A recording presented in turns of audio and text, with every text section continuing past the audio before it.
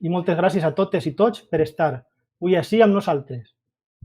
Bienvenidas a este 10º y último directo del ciclo, que desde Landa hemos estado preparando durante este confinamiento y que durante estos días nos hemos propuesto desde la premisa de estar confinades, pero no callades.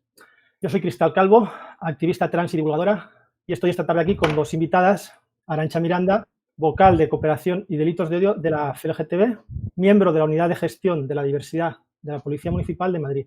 Buenas tardes, Arantxa. Hola, buenas tardes. Buenas tardes.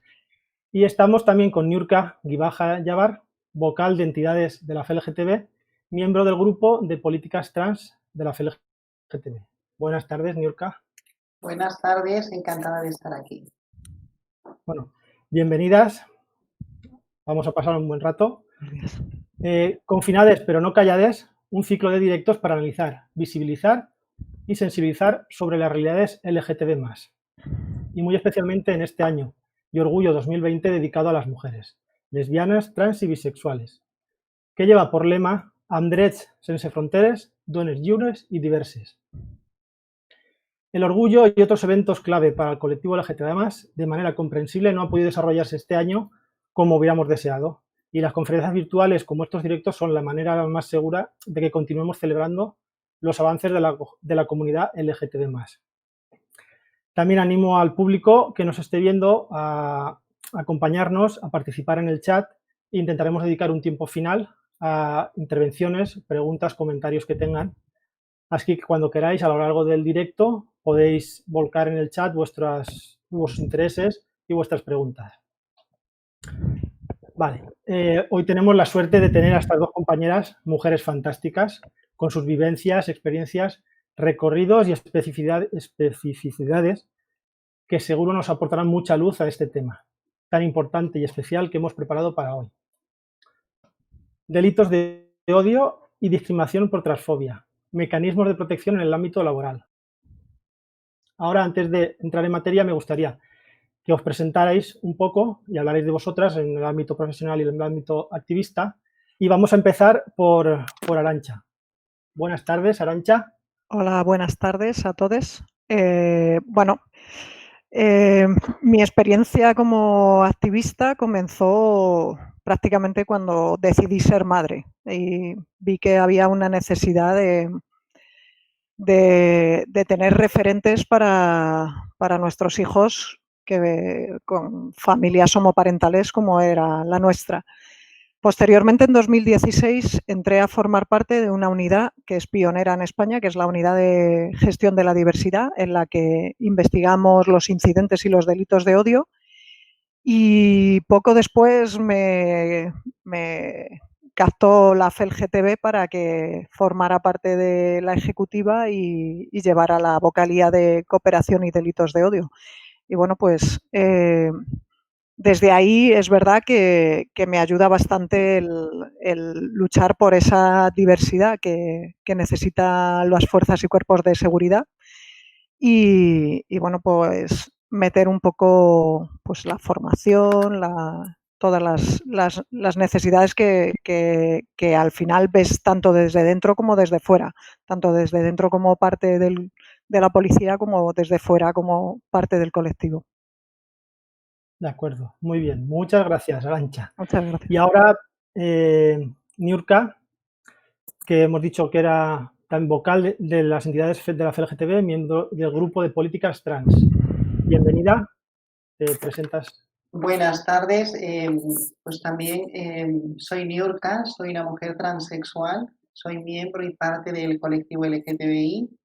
Como tantas mujeres, como tantas personas trans, también sufro y he sufrido situaciones de discriminación, de transfobia, tanto institucional como a veces social. Participo hace años en CODAN, acompañando a un grupo de mujeres trans.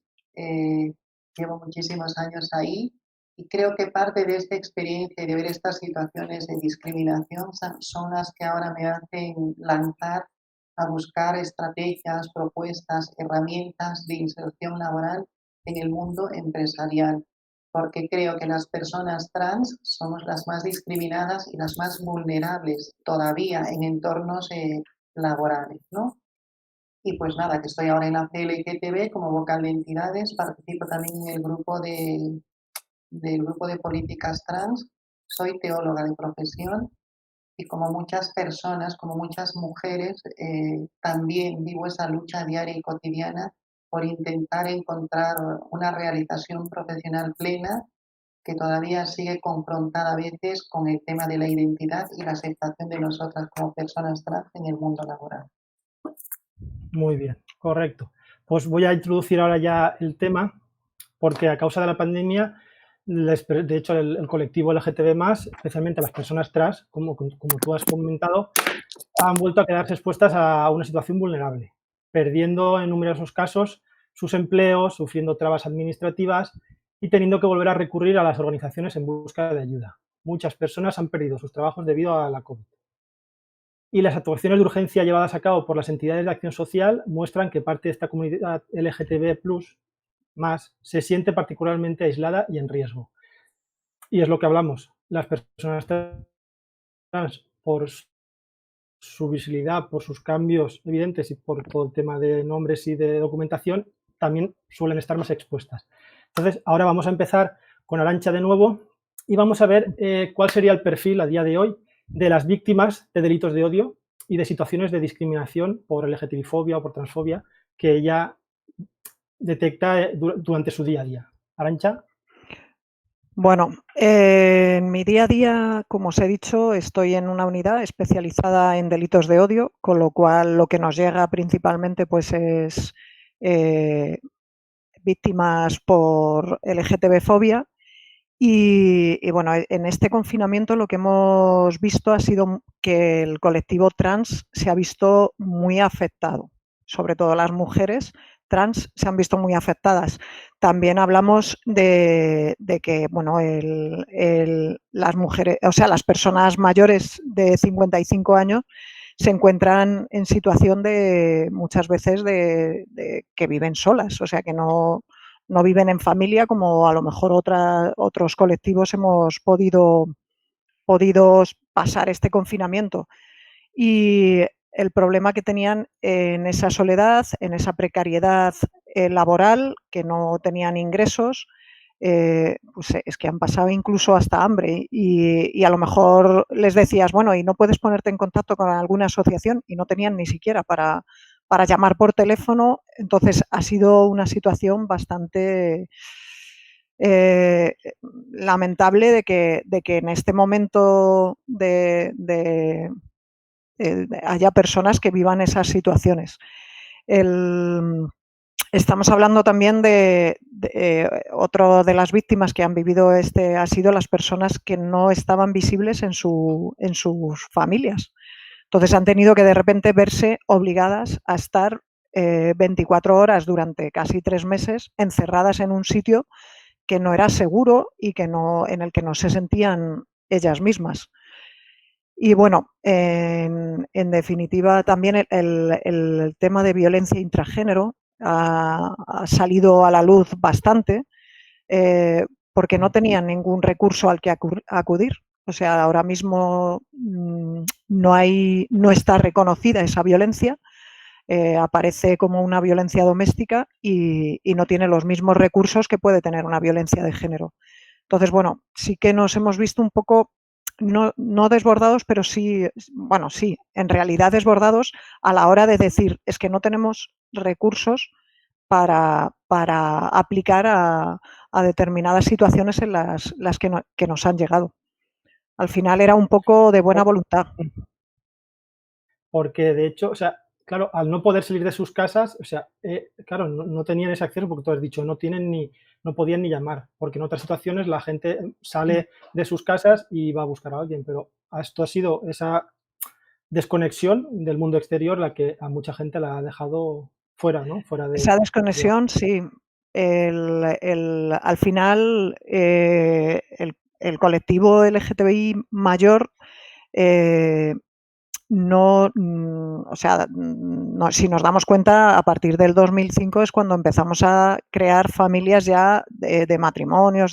Entonces, ese vínculo ya de personas mayores, en muchos casos ya no existe. Incluso personas que han vivido toda la vida juntas se han encontrado con que su pareja se ha muerto y al no haber tenido esa filiación legal, no, o sea, ese lazo legal, no se han encontrado con situaciones bastante precarias. Y eso, algo que quizá pasaba un poco desapercibido, con esta pandemia, con este encierro, ha salido a la luz y se han visto en situaciones bastante graves y con una vulnerabilidad total. Bueno, pues ahora tú, Niurka, coméntanos cómo lo has vivido tú desde tu posición también con ese conocimiento de tener más cercano colectivo trans y a ver, sabrás que mucha gente ha sufrido durante este confinamiento. Cuenta. El micro, Niurka, el micro. Los directos son así. Yo creo que las personas trans en este tiempo de confinamiento hemos sido las más vulnerables. Y creo que a nivel del colectivo LGTBI+, son las que hemos sido más afectadas, ¿no? Porque dentro del colectivo LGTBI yo creo que hay personas LBT que de una u otra manera están insertadas laboralmente cuando ha caído este momento de la pandemia o han estado en una situación de ERTE o han estado en una situación de paro, etcétera. Es decir, que la situación de estabilidad económica que tenían ha sido muy distinta a la que muchas personas trans han tenido, ¿no? Sin decir que no ha habido afectados en el colectivo LGTB en general. ¿Por qué creo que hemos estado más expuestas a la vulnerabilidad? Porque muchísimas personas trans antes del COVID incluso hemos estado en trabajos precarios y algunas ni siquiera en trabajos. Entonces, la situación de la pandemia te obliga a un encierro involuntario, porque así se ha mandado por situación de prevención y de cuidado, en las que muchas personas se han visto prácticamente sin nada. Y dentro de ello, yo creo que un sector bastante afectado han sido el de las mujeres trans trabajadoras del sexo, ¿no? Mujeres que prácticamente viven el día a día o tienen el sustento de lo que van ganando en la calle. Entonces, si les cortas el grifo de su primer ingreso de trabajo, prácticamente se han visto en la nada. Y lo que dice Arantxa es cierto, ha habido muchísimas personas trans, sobre todo, que no tenían ningún medio, ninguna manera, ni siquiera para acceder a posibles ayudas. Es verdad que han habido colectivos LGTBI y algunas otras instituciones que se han volcado y han empezado a dar respuesta, ¿no? Que eso también se agradece y hasta este momento lo están haciendo. Y creo que dentro de esta vulnerabilidad no hay que olvidar a las personas trans migrantes, que muchas en situaciones de ilegalidad, no conociendo ni siquiera el idioma, con miedo a poder incluso decir a dónde voy a pedir ayuda, me da miedo que me detengan porque no tengo documentación, etcétera. Yo creo que estas son las situaciones reales que se han vivido, ¿no? También creo que para muchas personas trans ha sido muy difícil porque ha sido volver a meterse, es que ya no quiero decir ni armario, porque no tenemos armario, pero ha tenido que volver a meterse en espacios donde han tenido situaciones de estrés, de ansiedad, de conflicto, porque realmente no vivían abiertamente su identidad o aunque la vivían, generaba muchísimas situaciones de conflicto y rechazo en sus familias, ¿no? ¿Qué puedo rescatar yo de este tiempo? La solidaridad que ha habido entre muchas mujeres que desde la vulnerabilidad y la precariedad se han unido, han empezado a tejer redes, por ejemplo, en Zaragoza, estas mujeres que se han unido y entre ellas se han empezado a ayudar y a proporcionar alimentos, etcétera, ¿no? Entonces, creo que esa ha sido un poco la situación y el panorama. Pues, como decís vosotras, claro, una cosa está hasta ahora la precariedad laboral y el problema en el trabajo, pero claro, con esta pandemia, sobre todo eso, el colectivo trans, las mujeres trabajadoras del sexo que de repente no han podido ejercer, que lo que diariamente ganaban y con lo que vivían, o sea, ha desaparecido. Y el volverte a meter pues eso, en unas casas, en unas convivencias que donde a veces no quieren ni ver a estas personas, pues ha sido lo que ha destapado, como ha dicho Arantxa, pues esta bomba. Ahora pasamos a hablar de los mecanismos de visibilización que tenemos de las violencias contra el colectivo. Entonces, ya una de las dos, la que quiera, si quiere comentarme sobre esos mecanismos de visibilización. Si quieres tú, Niurka, misma, que estabas con el Vale, yo micro, voy a hacer una la que pequeña quiera. presentación. ¿Es posible? Sí, dale. Vale. Cuando me han hecho esta invitación y esta pregunta, yo he dicho qué mecanismos pueden haber de visibilización de estas violencias, ¿no? He puesto esta imagen que es interesante, sororidad y feminismo para transformar, donde se ve la interseccionalidad de todas estas mujeres, dentro de ellas las mujeres trans, ¿no? Que eso es importante.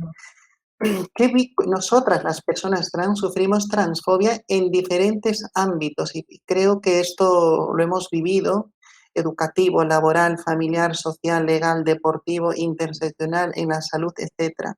Y yo creo que muchísimas personas somos presa fácil de la transfobia porque no solo somos personas trans, puedo ser migrante, puedo tener al VIH, etcétera, puedo tener una etnia. Yo creo que estamos atravesadas por esta interseccionalidad que a veces puede hacer más difícil incluso.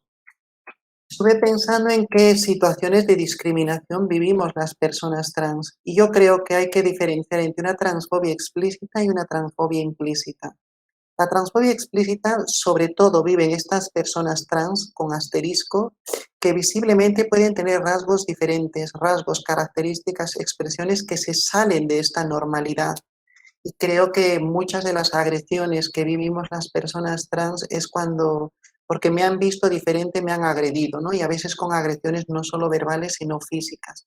Dentro de esto, las mujeres trans también con características distintas a esos cánones de cisnormatividad de ser mujer que te impone la sociedad, ¿no? Creo que este es un arma de doble filo porque lleva a muchísimas mujeres trans a vivir en esa lucha constante por parecer lo que nunca voy a ser. Entonces, desde cuestiones prácticas y físicas incluso y externas, que en el fondo están mostrando una situación de no aceptación de lo que es mi plena identidad, pero también de un intento de protección frente a la posible agresión que estoy encontrando en el exterior. Sufren también esta transfobia explícita muchos hombres trans que rompen con ese estereotipo de hombre cisnormativo que te marca la sociedad. Es curioso, pero ver un hombre trans que de repente se revela con mostrar esa imagen de hombre que la sociedad te está marcando, se convierte a veces en situaciones de transfobia. Incluso alguno me decía una vez, es que no sufro transfobia, sufro homofobia por sus expresiones de género, su forma de ser y de estar. Personas trans visibles que abiertamente luchan por los derechos de las personas trans, ¿no? Recientemente el caso de Elsa Ruiz, es una mujer trans que está recibiendo muchísimos ataques, Sí. no solo de personas anónimas, sino también ataques institucionales. Las personas trans interseccionadas, muchas veces las personas trans con cierta discapacidad se convierten increíbles y no valoradas en su propia identidad, ¿no? Entonces, se les toma como que será una cosa de tu cabeza. Las personas migrantes también, sobre todo cuando tenemos ciertos rasgos que nos diferencian, las personas con VIH estamos vulnerables a veces, sobre todo cuando se visibiliza. Y he puesto esta transfobia implícita, que para mí es a veces la más difícil de detectar. Quiero dejar claro que en la transfobia explícita no estamos libres todas las personas trans, pero he querido remarcar ciertas cosas. En la transfobia implícita, fíjense, aquellas que no pueden detectarse fácilmente, entrevistas de trabajo, en las conversaciones, con este tipo de lenguaje que parece normalizado, pero que en el fondo se convierte en agresivo y que muchas de las personas trans lo utilizamos a veces. Escuché muchísimas conversaciones entre mujeres trans que se tratan de maricón. Parece de broma, pero en el fondo yo digo, ¿qué está proyectando al exterior o qué está dando de mí? Entre amistades, entre familiares, dentro del colectivo LGTBI puede haber una transfobia también hacia las personas trans. Yo creo que hay personas que lo han percibido y creo que esto también se da demasiado sutil en el mundo empresarial. Marcadas muchas veces por estos sesgos inconscientes, ¿no? Que terminan discriminando por estas expresiones que no son del todo claras que te ponen en una situación de decir, ¿aquí ha habido transfobia o no ha habido transfobia? No sé si ha habido o no ha habido. Entonces, esto lo vemos en los trabajos, sobre todo. ¿Qué mecanismos de visibilización hay contra el colectivo? Yo he marcado dos grandes. Hay una violencia estructural y hay una violencia institucional. Dentro de la violencia estructural hay una violencia política, porque creo que todavía seguimos siendo tema de debate y de cuestionamiento. Hay una violencia legal, no tenemos un reconocimiento estatal, aunque tengamos el reconocimiento en pequeñas comunidades autónomas, y hay una violencia social en la que todavía estamos expuestas. Los índices de personas trans agredidas que no hablan, que no dicen o que ya no denuncian, porque finalmente va a dar igual, ahí están.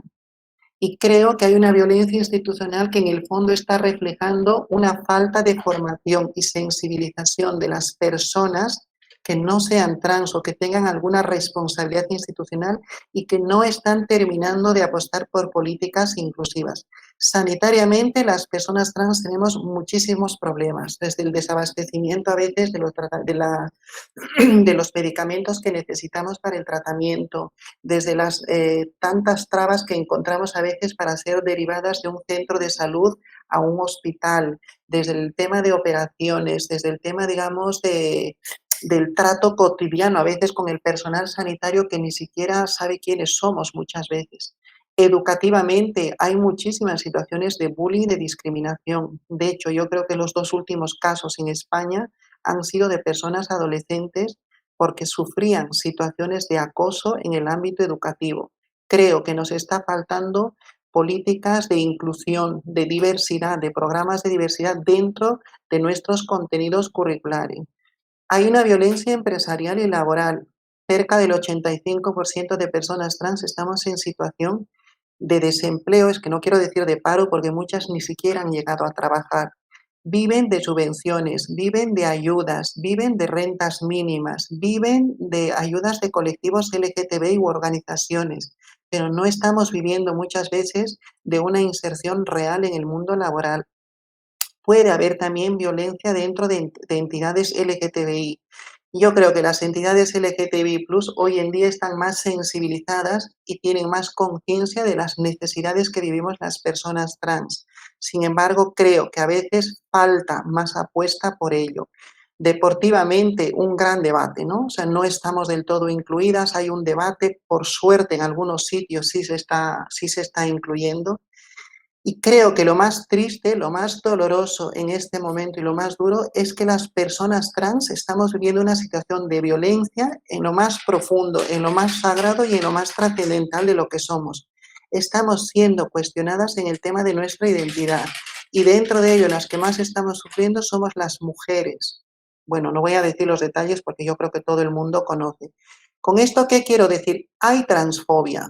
¿Y quiénes son presa de esta transfobia? Sobre todo las mujeres, que no quiero decir que no hayan personas trans que sufran la transfobia. Las mujeres sufrimos transfobia en el ámbito laboral. Detenido el acoso de una mujer en Valencia, fíjense, la mujer transexual que ha sido burlada por un policía, las situaciones de transfobia dentro de un pequeño grupo de un movimiento feminista institucional, Elsa Ruiz que está recibiendo tantos ataques. Me gusta esta imagen, que es una imagen de Colombia. No nos mata el COVID, nos mata la transfobia. El odio que a veces sufrimos las personas trans nos hace víctimas de agresiones. Con estas imágenes yo quiero mostrar, hay transfobia. Y si se ven, que son noticias, ¿quiénes han sufrido la mayor cantidad de transfobia? Las mujeres trans. Entonces, eso es importante, ¿no?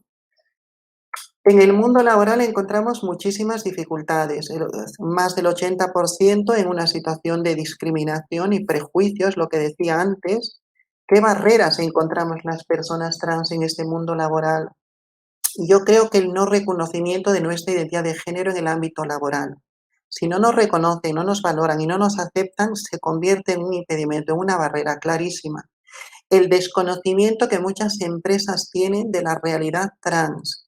Me estoy dando cuenta que en muchas empresas en estos momentos hay muchísimos programas de inclusión, de diversidad, de LGTB y todo, pero todavía está invisibilizada la letra T.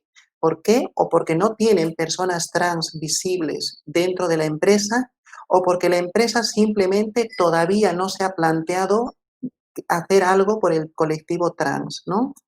Hay ausencia de procedimientos de acompañamiento por la mayor parte de las empresas. Lo que decía antes, hay a veces estrategias de diversidad muy generales, pero no hay una apuesta específica por el colectivo trans, que yo creo que somos las más vulnerables.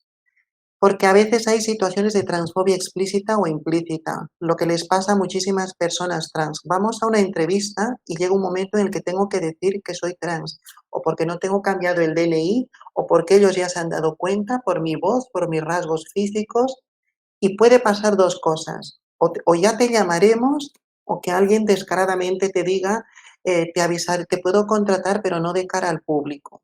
Esas son las experiencias que vivimos.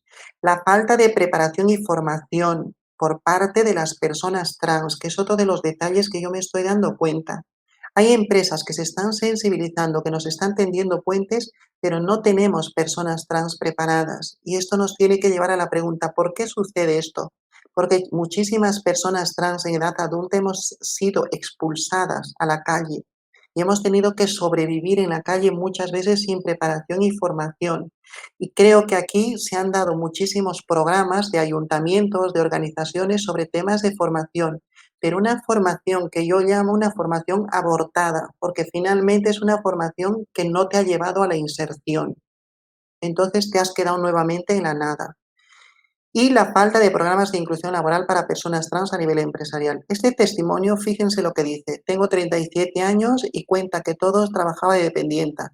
Los clientes me han dicho en varias ocasiones que no querían ser atendidos por ella. Cuando ya te dicen que quieren que tú no les atiendas, ¿qué te dan a entender con eso? Que no eres tú la persona apta para estar en ese puesto de trabajo. Y además también dices, me trataban mal y me hacían imposible mis compañeros de trabajo, ¿no? Entonces, y este también es el testimonio de una mujer. Muchas personas trans terminan en el trabajo sexual por la falta de oportunidades. Creo que hay personas trans que consciente y abiertamente defienden el trabajo sexual, pero detrás de ello hay que preguntarnos, ¿no será que tenemos que crear políticas de inserción para que estas mujeres tengan otras opciones?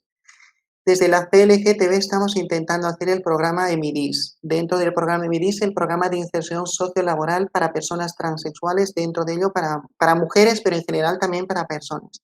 ¿Qué es lo que estamos intentando hacer?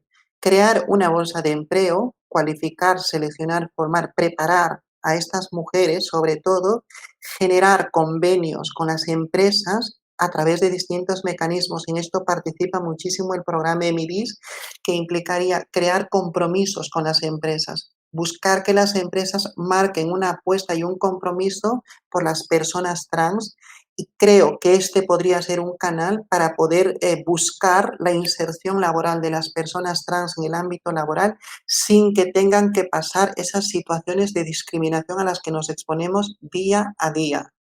Y creo que dentro de todo eso sería importante el tema de una ley de igualdad trans, igualdad social y no discriminación para las personas LGTBI. Pero creo en este programa, tengo mucha confianza, porque sería un programa que no esté solo a nivel de Madrid, sería un programa estatal que nos permitiría tejer lazos con las empresas privadas, hacerles dar cuenta de qué manera nos pueden colaborar para la mejor inserción, formación y preparación, pero también implicaría tender lazo con las comunidades, con los ayuntamientos, a nivel de redes también, ¿no? He puesto rapidísimo aquí, ¿qué tendríamos que hacer? Pues a nivel empresarial, marcos normativos, planes de igualdad, respetar el género sentido, respetar cuando tengamos tratamientos y procedimientos. Podemos hacer internamente desde la empresa un cambio en la documentación de esta persona para que sea reconocida por su identidad sentida, y campañas de sensibilización, etc. A grandes rasgos, esto es lo que yo puedo decir del tema de inserción laboral, ¿no? O sea, pero también de las situaciones de las que somos víctimas a veces. Y ya me callo. Pues bueno, sí, tranquila. No te quería cortar porque he visto que lo llevabas todo muy ligado, y ahora vamos a retroceder un poco con Arantxa para irnos otra vez al tema de la violencia. Cómo ella, desde su colaboración con la policía, con esa gestión de diversidad, cómo ha vivido ese tema de las violencias, y podemos ya pasar al tema de la infradenuncia y los hándicaps, de cómo ella ha visto esa violencia y cómo se gestiona esa violencia en el colectivo Bueno, y durante, sobre todo, la pandemia. Arantxa, te dejo. bueno, en general, sí. En general, esa infradenuncia que en ocasiones se ha hablado entre un 60 y un 80% que sufría esa infradenuncia dentro del colectivo, nos deja ver tanto lo que, esos números, esa estadística dejan un elevado de personas, un porcentaje muy grande fuera de estos números, pero a su vez esos números que no aparecen, ese porcentaje, nos dice mucho. Y en este caso sería, por ejemplo, las mujeres trans. Las mujeres trans, si tú te fijas en cualquier estadística, ya sea del Estado, ya sea, por ejemplo, los informes que saca la FELGTB o incluso en mi unidad de gestión de la diversidad, que hacemos también un registro de hechos y de incidentes, siempre es un número muy bajo. Sin embargo, sabemos que es muy elevado el sufrimiento y los incidentes que sufren las mujeres trans. Pero muchas veces nos encontramos, como ha dicho Niurka, con mujeres o personas migrantes sin documentación que no se atreven, que no creen en una policía que, bueno, pues a lo mejor se piensan que al final, en vez de ayudarlas a solucionar ese incidente que han sufrido de odio, pues lo que se van a llevar es un expediente de expulsión. En este caso, nosotros en la unidad de gestión de la diversidad, lo primero son los derechos humanos, la dignidad de la persona y, desde luego, que lo que menos nos fijamos es si tiene un expediente de expulsión. Luego, casos como el de Benidorm no ayuda nada a que una persona vaya y se acerque a denunciar. Yo siempre digo que se necesita mucha formación. Se necesita también especialización para este tipo de denuncias, porque estamos hablando de que al final las personas que vienen a denunciar un incidente o un delito de odio, lo que van a tratar es, primero tienen que exponerse a personas desconocidas, exponerte a contar cuál es tu identidad, cuál es tu orientación o muchas veces ha sido simplemente por tu expresión de género. O sea, que nos han pasado casos en los que, bueno, pues me han insultado por la calle y bueno, pues yo no soy una persona, y desconocer que bueno, que al final la motivación es lo que lleva al ser o no ser un incidente de odio, no el que tú seas o no seas. En el tema de la infradenuncia, creemos que es muy importante, sobre todo, crear lazos, como es el caso de esta unidad en la que trabajo, con las entidades, porque al final las personas, los colectivos, al final en quien confían es en esas entidades LGTBI con las que se sienten hablando de tú a tú. Yo no digo que en todas las comisarías de Policía Nacional o de policías locales o Guardia Civil hubiera una persona LGTBI para recibir esas denuncias, pero sí que es verdad que tenemos que estar formados, el saber cómo tratar. El simple hecho de tratar a una persona por su nombre sentido ya haces que esa persona se relaje y empiece a contarte qué es lo que le ha pasado. Una cosa que hacemos muchísimo, que yo creo que Niurka valorará como algo que yo creo que ayuda a que una persona se sienta a gusto a la hora de denunciar, es que cuando en el documento que nos presentan para poner una denuncia no aparece su nombre sentido, lo reflejamos al principio, porque es obligación de identificar a esa persona con un documento legal, pero luego, posteriormente, ponemos su nombre sentido, es el que sea, y ya el resto de la comparecencia se le trata con su nombre sentido, porque yo creo que es la única forma que tenemos de que esa persona se relaje, te cuente, Hace poco nos llegó a denunciar un menor trans que estaba sufriendo bullying en un instituto y venía acompañado de sus padres, de su padre y de su madre. Y bueno, pues se sentía súper violento. Estaba en una comisaría poniendo una denuncia, contando cosas como pues que le insultaban o que se metían con él por ser un hombre trans. Y yo veía que no había forma de que se relajara. Y bueno, pues empecé a cambiar, o sea, a sacar temas de no sé qué, y no sé qué comentario hizo bueno, le pregunté, digo, ¿qué, te gustaría hacerte policía? Y me dijo, no, a mí me gustaría ser peluquero. Y dije, anda, mira, pues yo estuve saliendo con una peluquera. Ya, o sea, es como que se desinfló, se relajó.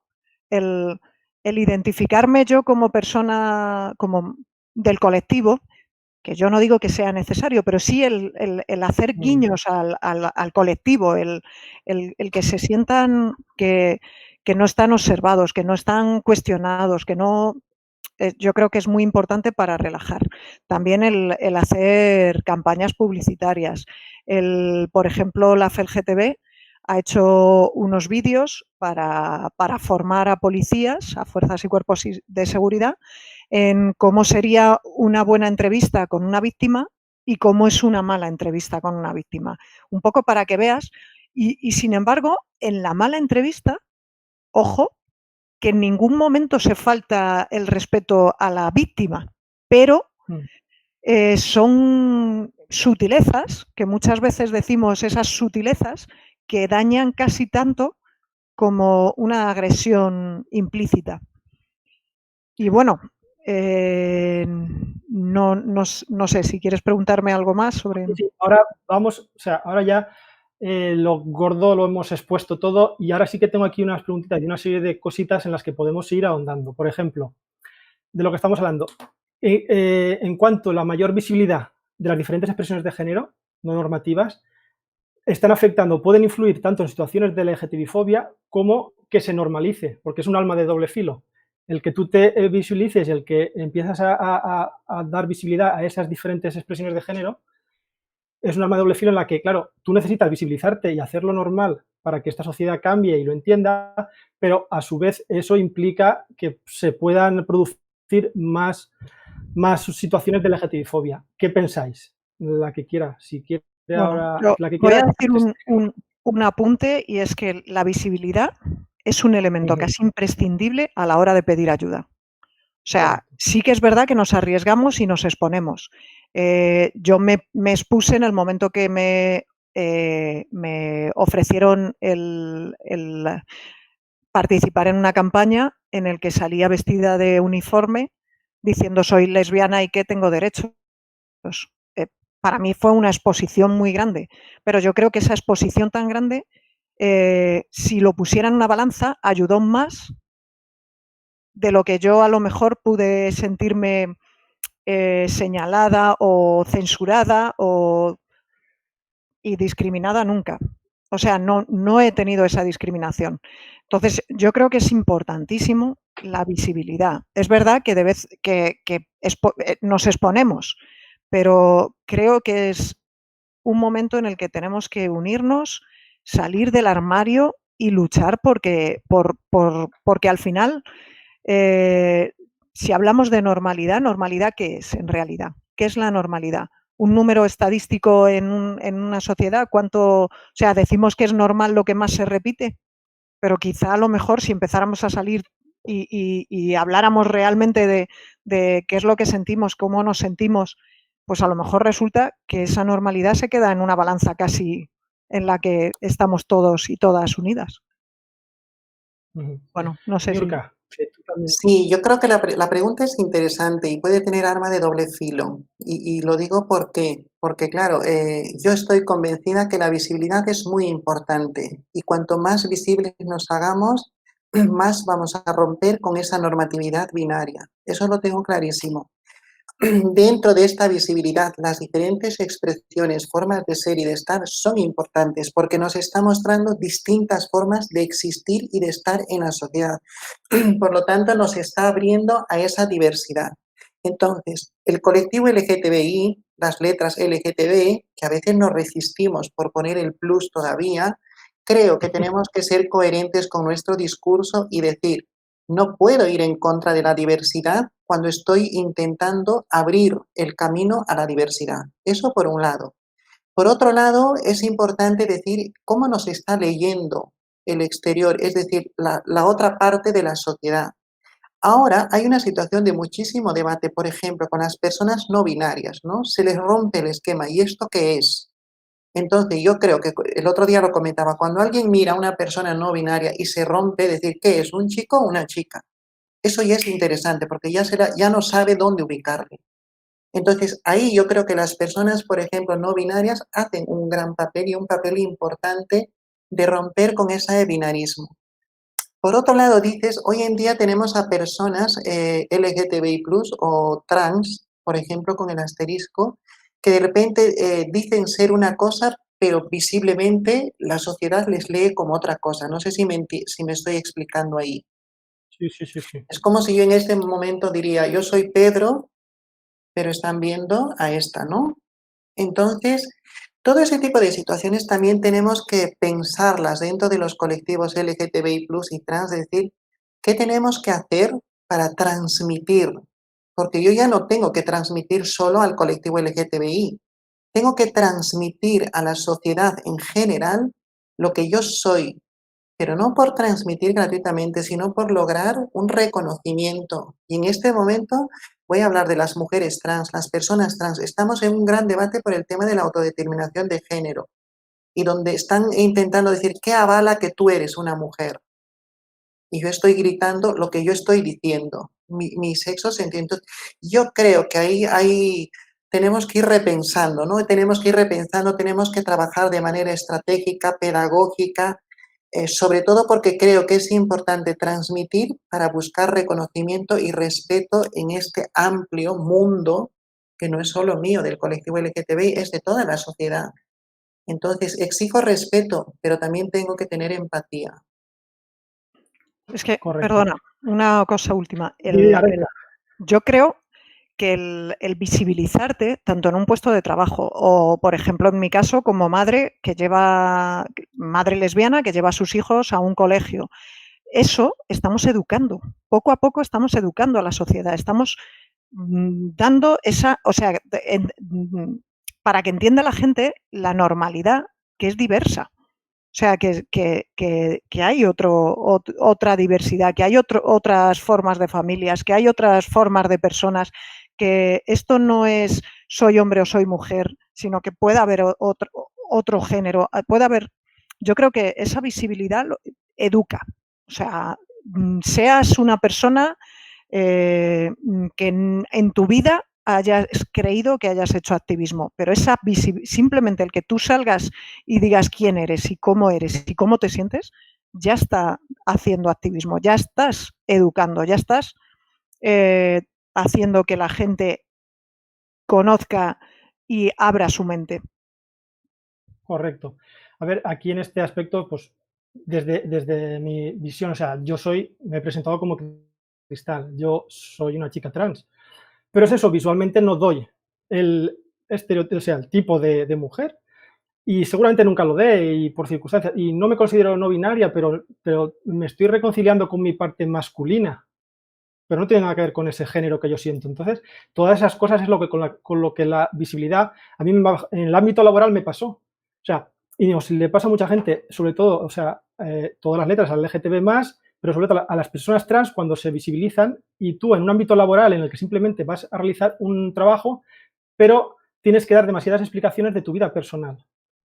Y hay gente que se te puede subir a la chepa y que te hace la gracia y que algo que otra persona, una persona cis, una persona heterosexual, que la tratan como una persona normal, es entrecomillado, y que no le hacen ese tipo de preguntas, que tú no necesitas darte a conocer ni decir, no, es que soy una chica, es que me llamo Cristal.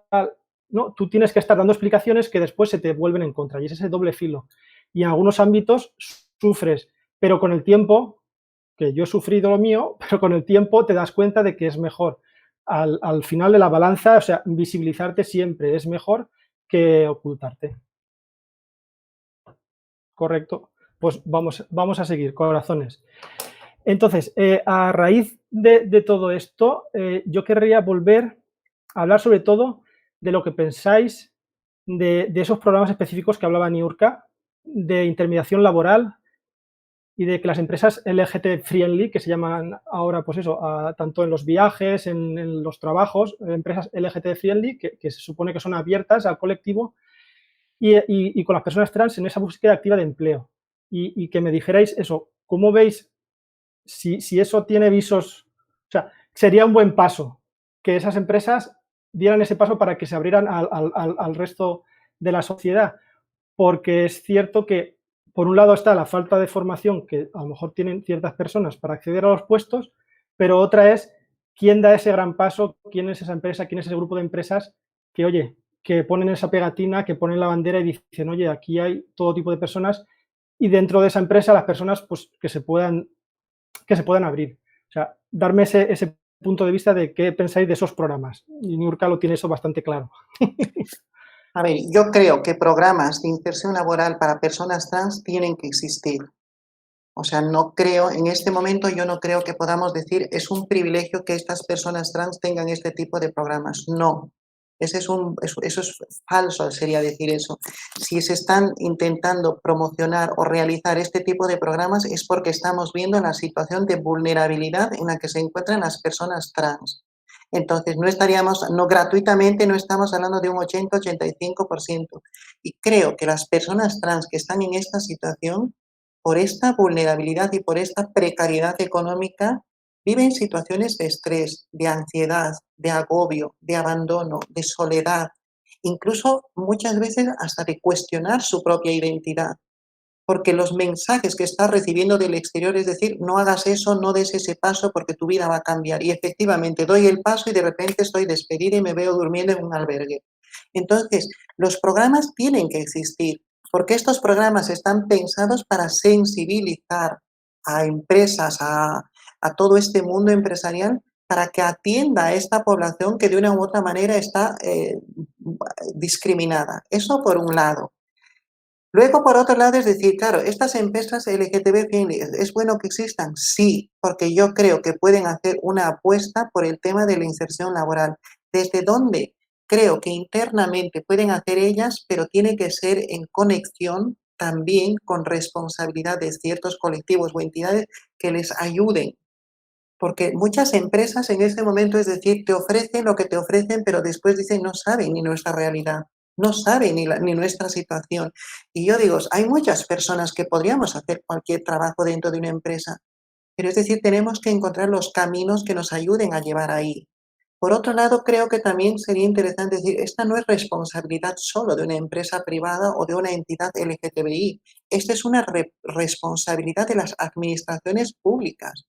¿Para qué se han creado tantas leyes de no discriminación, de por raza, sexo, etcétera, todo lo que tú quieras? Pero eso si se queda en el papel y no se lleva a programas reales de inserción laboral para estas personas, es un programa vacío, son pura letra y puro contenido. Aquí en Madrid hay un programa de estos de inserción laboral donde yo fui, que debe estar mi currículum ahí, y donde me he encontrado que la persona que estaba a cargo de este programa no tenía ni idea de lo que era una persona trans. Entonces te das cuenta, es decir, no basta con abrir una puerta, hay que sensibilizar, hay que formar, y creo que ese trabajo hay que hacerlo en las empresas, formar, mostrar la realidad, lo que vivimos, lo que sufrimos, esto que tú dices. Yo porque tengo que estar dando explicación de quién soy, cómo es que, porque lo haré si yo quiero. Pero si la empresa está preparada, sensibilizada, esto pasa como una normalidad. Y si digo, me llamo María, pues soy María y punto. No tengo que estar, incluso la empresa, lo que mostraba yo antes, podría generar protocolos de respeto por la situación que yo tengo que pasar sin necesidad de exponer también el tema de mi identidad si yo no quiero. Entonces yo creo que los programas sí deben existir, apuesto por ellos, creo en ellos porque yo creo que tenemos que buscar lo mayor posible de inserción de personas trans. Y Arantxa, ¿cómo, o sea, sobre todo el micro, Arantxa, Sí, eso, acabo de... ¿cómo lo ves tú? Además, tú que te has hecho visible dentro de la policía y dentro tanto de ese ámbito como con empresas, con relaciones, estando, además, la policía es una empresa, pero es estatal, es un grupo estatal. ¿Cómo ves tú todas esas relaciones laborales? Lo que hemos hablado de la empresa, de cómo se abre al colectivo en general. Bueno, yo iría, o sea, yo creo que primero es una obligación de los poderes públicos. Primero, porque es nuestra obligación el garantizar la libertad y la igualdad del individuo y de los grupos que se integran sean reales y efectivas, promover todo el rollo. ¿Y qué pasa? ¿Qué es lo que yo creo que es en lo que fallamos? En lo que hemos fallado ha sido en que no hemos dado las mismas oportunidades a todas, a todos y a todes. O sea, cuando estamos hablando y cuando hablaba Niurka de que muchas se habían visto obligades a salir, a dejar sus estudios a medias, a salir de sus familias. Entonces, ahora no nos podemos escandalizar y decir, es que hay un 80% de paro en el mundo, en las personas trans, y no es nuestro problema, no, es nuestro problema, porque no hemos garantizado que esas personas trans pudieran estudiar, que pudieran llegar a lo que puede llegar cualquier otra persona. O sea, si tú les has puesto impedimentos, les has hecho no sentirse en espacios seguros en los centros educativos, y desgraciadamente todavía hay en algunos centros donde todavía no hay esos espacios seguros. Entonces, ahora, cuando hay alguien que dice, ¿cómo que vamos a dar un tanto por ciento en las empresas si, imagínate, si contratan a una persona trans? Sí, sí, porque no pusimos los medios anteriormente, porque no cuidamos que estas personas se crecieran en un entorno seguro y natural en el que les permitiera pues sacarse una carrera o dos o tres o ninguna, pero que fuera su opción, que fuera su decisión. Entonces, yo creo que es muy importante, que tenemos que trabajar en ello. Y luego, como dices, en el tema de policial, yo creo que hace falta todavía mucha formación, que no nos podemos escandalizar o de cuando viene una persona trans y todavía, o sea, que esas sutilezas que se noten. O sea, al final, yo creo que sobre todo parte todo desde el respeto, es el estudiar y formarnos en la diversidad y sobre todo proteger a un colectivo que hemos abandonado durante muchísimo tiempo. Bueno, pues muy a mi pesar se nos ha pasado ya el tiempo. Entonces, ahora os voy a dar un minutito y poco a cada una, realmente para que os despidáis, y yo querría que transmitierais ese mensaje de hay que visibilizarse y hay que darse a conocer y denunciar, eso, la denuncia, o sea, tener claro que es posible que esto cambie. Cada uno a su nivel, o sea, el que puede visibilizarse más o el que puede visibilizarse menos, pero todo el que pueda dar un pasito que lo dé. Entonces, Niurka mismo, ya es tu minuto final. Mi minuto de oro. Tu minuto de oro, corazón. Yo quiero decir me quiero dirigir de manera especial a las personas trans. Nosotras las personas trans merecemos ser felices y luchamos por ser felices, por ser auténticas, por ser nosotras mismas. Lo único que quiero mandar es un mensaje positivo. Quiéranse, ámense, respétense y valórense como son, porque no hay ninguna persona como tú. Y cuando nos querramos y nos valoremos, seremos capaces de luchar contra viento y marea, contra situaciones de obstáculos y todo este tipo de cosas y discriminaciones. Querernos nos hará querer más a las otras personas y nos hará luchar por nuestros derechos incansablemente. Hagámonos visibles, hagámonos activistas, seamos referentes para otras personas en todo este mundo y en esta situación de vulnerabilidad. No perdamos la esperanza. Es lo que quiero decirles. Muchas gracias y encantada de que hayas estado esta tarde aquí. Y ahora, pues finalmente, Arantxa, tu minuto final.